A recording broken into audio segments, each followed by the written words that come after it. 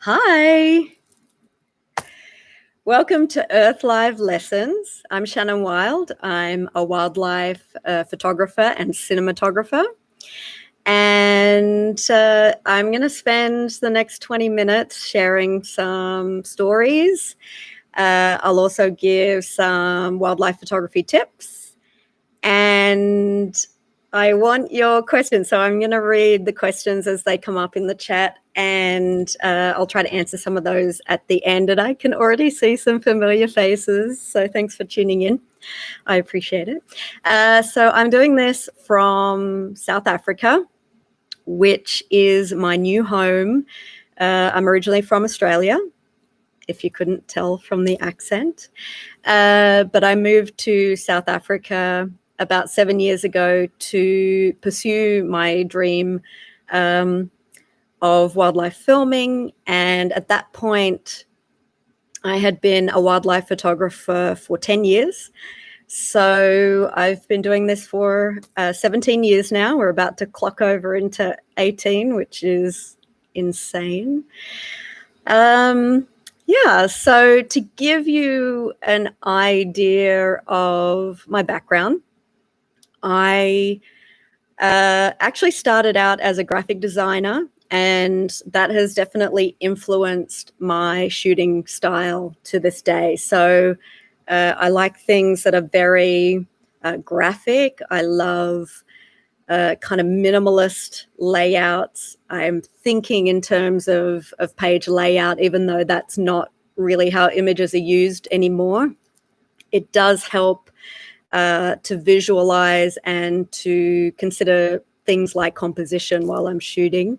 And I think that comes through in my work. I do have a link in the bio to my website that you can check out if you're not familiar with my work, but it's very vibrant, and I love utilizing things like negative space and very strong composition. So I'll touch on those in a little bit more detail in the tips section.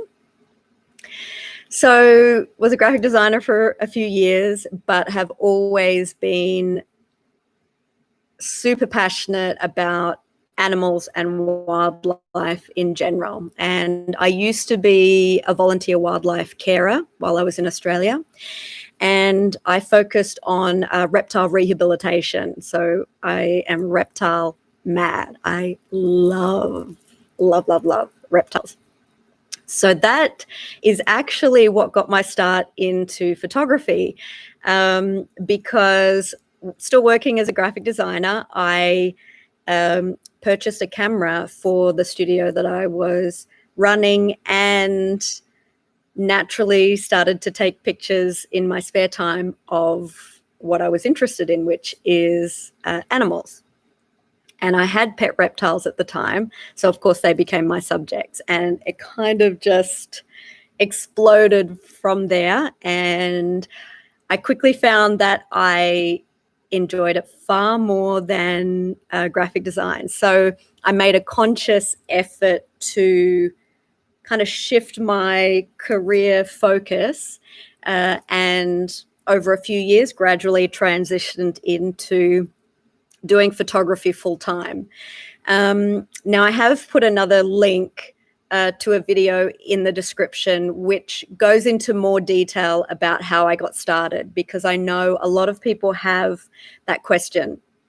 And, you know, being a filmmaker and photographer for National Geographic and other networks and things like that, I do get that question quite a lot. So it's been a very convoluted journey, and one that I could not do justice to in a 20-minute session. So if you want to learn more about how I got to here and learn more about my work, then you can definitely check that out in the link below. So okay, there's going to be some very fun questions coming through and very hard ones. So the one that's just come through now is actually going to lead into what I was going to talk about next. So let's go there. And the question is, it's from Danny on Twitter. What is your favorite species to photograph and why? Another question I get a lot, and it's always very difficult because obviously different species and different environments all have their pros and cons and reasons for being special. But going back to what I was saying before, it has to be reptiles. I mean, I love all African wildlife. That's why obviously I moved here. Elephants, big cats, amazing.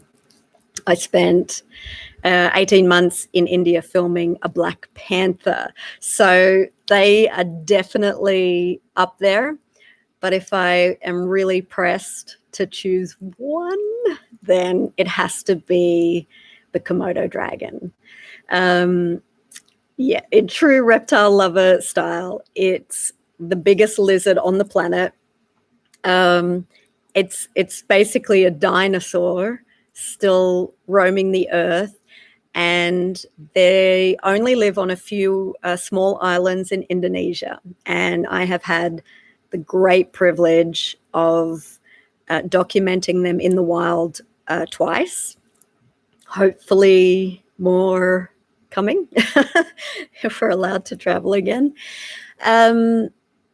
So the first time that I went was particularly special for a few reasons. Obviously, because it's the first time I've seen the massive, impressive Komodo dragon in the wild, and I got to photograph and film it. And on that same trip, I actually happened to get married. And so I have one of my tattoos here, the coordinates is actually Komodo Island. So it's very, very special to me. And if you check out my website, then you'll be able to see pictures and some behind the scenes footage of me working with Komodo dragons, but so incredibly impressive, very intimidating. And I can understand why people freak out a little bit. And I'm definitely in some situations where I'm in close proximity to them. But what you need to know is the context of that, which is I've worked with reptiles for decades now. So I remember even at 8 years old that I started rescuing injured lizards and trying to help them. So they do actually have physical tells and body language, just like cats and dogs and wild animals, mammals do. They're just more subtle. So while you may be familiar with if a dog is angry, the heckles, go up, or a cat, the ears go down and maybe its tail fluffs up, there are definitely tells in a reptile when it's in an aggressive mood versus a relaxed mood. And like I said, just a bit more subtle. So I am definitely familiar with those subtleties, and that helps me to be able to take advantage of being in those situations and making the most of it and staying safe while still getting quite close and getting some nice shots. Okay, let me quickly read through some of the other questions. Are there any animals that I'm not keen on photographing? And that is a no. I love all of them. They can be arachnids, insects, reptiles, mammals, marine, anything. I love all of them. So, and that's one of the key things that you need if you're going to be in this industry. Obviously, you need to have that baseline passion for wildlife. There is just, it's too challenging and demanding if that wasn't your main motivation in the beginning to kind of keep you going, for sure. Who are your references and inspiration in dog photography and wildlife photography? So before I moved here to South Africa, I did run a pet photography business back in Australia called Wet Nose Photos, and I ran that for about 7 years, and that was such an amazing way to really hone my craft of photographing moving subjects and animals in general, and getting used to body behavior, getting used to anticipating behavior and movement, so that, you know, when I'm in a wild situation, I'm better equipped to react to that moment. So it's very important to be familiar and comfortable with your equipment. And the only way you're going to do that is, you know, practice and repetition and it becoming second nature. But then on top of that, when it comes to the niche of wildlife photography and filming, or animals in general, you need to learn and understand animal behavior and body language. So just like I was saying about the Komodo dragons, it is exactly the same if I go out and film a black panther in India or lions here in South Africa. It's the same concept. If you want to get the really great shots and not miss the really important behaviors, especially when it comes to filming, then you need to be able to anticipate what that animal is going to do. So animal behavior and understanding and predicting it is vital to this job. I don't know if you could.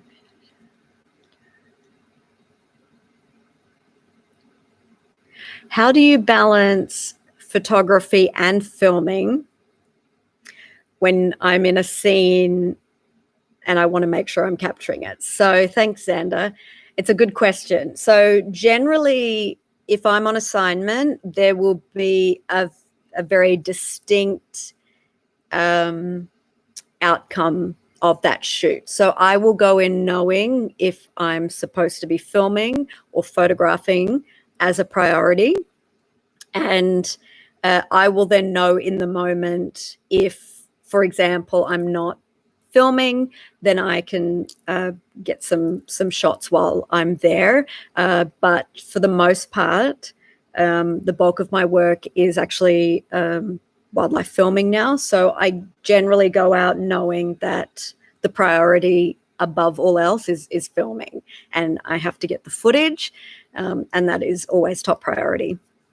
One of the beautiful things about new technology, and certainly the cameras that I'm working with, which are extremely high resolution, is that assuming the light is strong enough and, you know, the settings to match, then I'm able to pull frame grabs from that footage. So I don't have to stop one thing and potentially miss it to pick up a stills camera and capture something. So that's really important for if we're on a production and we still need marketing images, we need the poster, the movie poster, things like that, that they need high quality still shots, but you can't jeopardize the entire documentary to get stills if you're going to miss capturing the behavior. So yeah.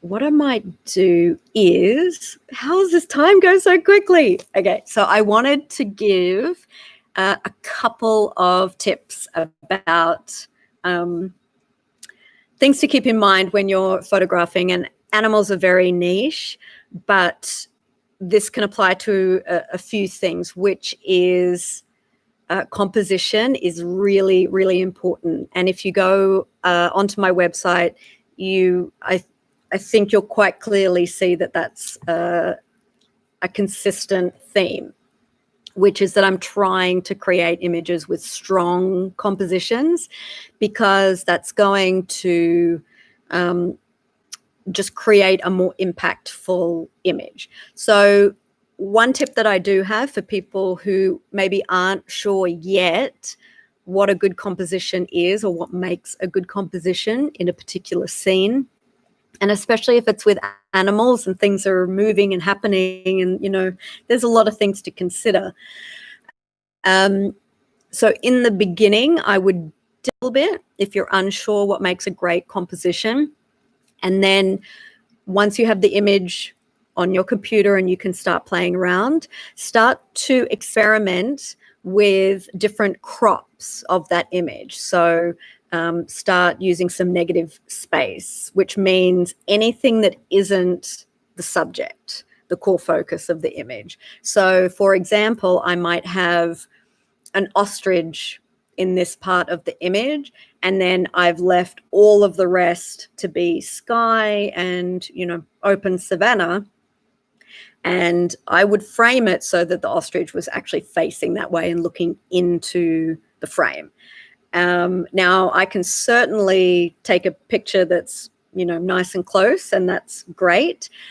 But what's going to really stand out is an image where I've purposefully created a strong composition by including, you know, things like sky, or areas where it might be nice and clean and nothing else is happening. So yeah, I think play with vertical crops and landscape crops, and you will start to quickly realize what starts to become a really great and strong image based on that composition.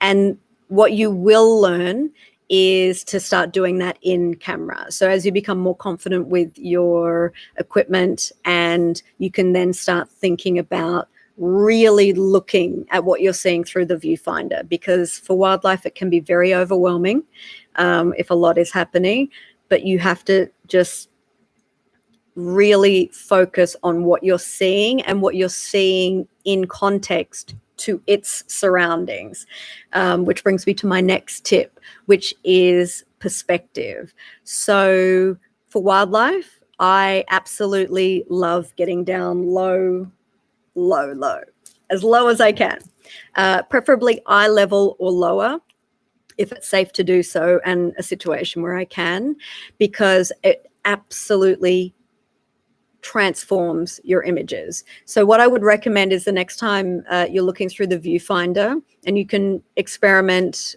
with this with a static object, you know, it doesn't have to be an animal, but really look at the subject and then start moving up and down and watch what happens to the background of that image. It's going to completely transform. So, and I don't mean just, you know, a little up and down. I mean, like, get down on your knees, on your belly, and move side to side, because it can completely change the look of the image.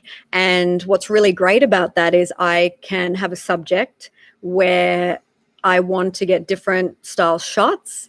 I can simply move around if it's safe to do so with that animal, and those different perspectives can give a completely different look depending on the background and the surroundings. Okay, let me have a quick look through these questions again. How does it go so quickly? Where do I want to film? Oh my goodness, everywhere. There's still lots and lots of places. I've really enjoyed working in the Arctic. I'm not usually a fan of the cold, but I've gone there a few times now, and I love it. So that's made me really want to go to Antarctica and visit there. South America, I would love to go to the Pantanal, Galapagos Islands, Russia, China. There are still a lot of places for me to explore yet. Early mistakes in your career. I mean, there's probably been a ton.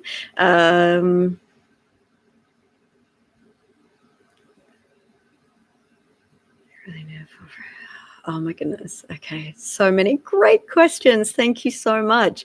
We've already run out of time, but I'm not going to wrap up just yet. I do want to give you 2 last photo tips. So the next one is, don't feel like you have to have a long lens when it comes to wildlife photography. That is absolutely fantastic. But I also love to get what we call environmental shots. And you can do that by having a wider lens and showing the environment where the animal is, to give some context to, its surroundings and its habitat. Now, you can actually do that with a long lens as well. So, for example, if I had a 200mm lens, which is, a zoom, it really depends on the size of the subject and also my distance from it as to whether that would be a super tight shot or whether it would be environmental, where it includes some of its habitat. So there are a lot of factors that come into that. But the main thing I would love you to remember is to not get the same shot over and over. So if you have a zoom lens, zoom in, zoom out, move, change your perspective, go down, go up, all of these things, so that you can get a variety of shots. Don't just, find one place and then just click, click, click, click, click, move around and get some variety, because as you do that, that's where you're going to start really seeing some interesting shots and opportunities. And then my last tip, and something to keep in mind if you are able to get it, is eye contact. That is something that I found in my work that will take an image to the next level. So if I have a sequence of images that are similar, then I will always pick the one that has eye contact if I have to make a choice, because that just creates another level of connection to the viewer. So as a wildlife photographer and filmmaker, my ultimate goal is connecting with you guys, connecting with the viewer so that you feel something. And so as you can imagine, if I have a big type portrait of a polar bear and it's just looking straight at you, then that's going to have a lot more impact than if it happened to be, just looking off, which could be a really beautiful shot, but it's the one that's making eye contact that's going to really connect with people. Now, in saying that, don't be harassing animals or banging on things or, making noise to try and get that. But that is something that is incredibly special and beautiful if that happens naturally. So something I definitely recommend, and you'll see examples on my website of that for sure. Let me check these questions. So the last question there, do we really need a full frame body for wildlife photography? You can use whatever you like. So there is no, it must be this. So honestly, the best camera for the situation is the one that you have on you. And if that is a phone, then that is a phone. I have got a picture from the deck of a ship, looking down, and I could not focus on a polar bear that was right here with the equipment that I had, because it was now too close. So I pulled out my phone and took what essentially looks like an aerial, because I'm on the deck of this ship looking over the side, And honestly, it's one of my most popular polar bear images.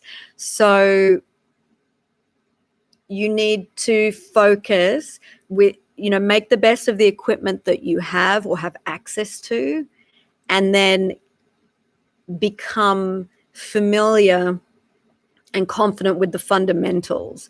So don't get caught up on just the gear, because if you don't know how to use it or use it to the best of its ability, then you're not ready, for that kind of equipment, because you're not going to get the best out of it. You need to be so confident with your gear that you could switch between anything. And that's the point you need to get to. So, you can hand me an old camera, a phone, a new camera. I know the fundamentals of exposure and tracking and, shutter speed and ISO and aperture, that I then know what I want to do with that piece of equipment. So not the other way around. So don't think that you'll get a fancy camera or you think that this camera will make the difference. It's you that's going to make the difference for sure. So practice with whatever you have. I think that's it. I've gone 6 minutes over already. So I knew I would run out of time very, very quickly. So thank you so much for tuning in. And thank you so much for the questions. There's some really great ones there, and I didn't get to all of them, but I appreciate you tuning in. And if you're watching this after the fact, then definitely check out the links in the description, because I have links to my wildlife photography ebook. If you want to learn more, that goes a lot more in depth. I also have links to a more detailed video of how I got started in this industry, and my website, of course, where you can see examples of my work. And then finally, my charity bracelets that I have a jewelry line, Wild in Africa, that raises money for really great wildlife conservation organizations that I've actually had the pleasure of working with personally. So some really important conservation charities. So yeah, I guess that's it. And I have to sign off, which is really sad. Okay. Alrighty. Thank you so much. I'm glad you enjoyed it. And yeah, be sure to tune back in for the next Earth Live lesson. I'm sure it'll be very exciting. Okay. Thanks for tuning in, guys. Bye.